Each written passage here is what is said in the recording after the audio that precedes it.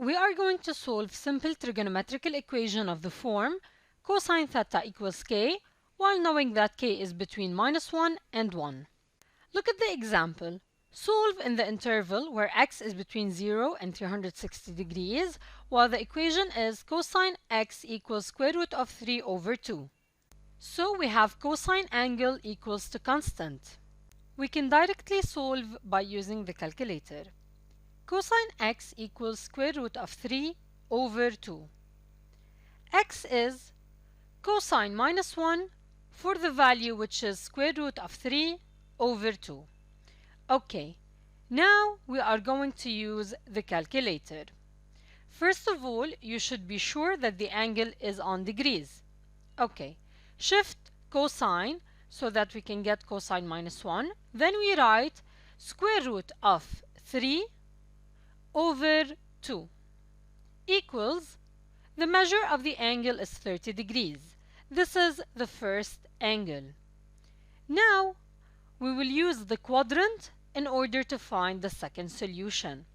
The cosine is positive, so we want the quadrants where cosine is positive. Here cosine is greater than 0, and also here it is greater than 0. So in the first and fourth quadrant. Now we will represent the acute angles. Here we have 30 degrees and here. As you can see, the first angle is obvious. It is 30 degrees. However, for the second angle, in the fourth quadrant, we subtract 30 degrees. That means 360 minus 30 degrees. Below we write 360 minus 30 degrees. The answer is 330 degrees. Look at the book. The calculator solution of this equation is x equals 30 degrees. It is a result that you should know. Cosine x is positive, so you need to look in the first and the fourth quadrant.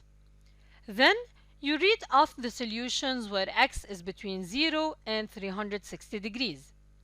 In order to find the second solution, we subtracted 30 from 360 degrees. Look at the note below.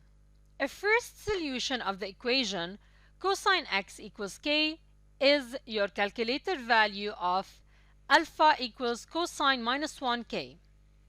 A second solution is 360 degrees minus alpha if it is in degrees, or 2 pi minus alpha if you are working in radians. Other solutions are found by adding or subtracting multiples of 360 degrees or 2 pi radians.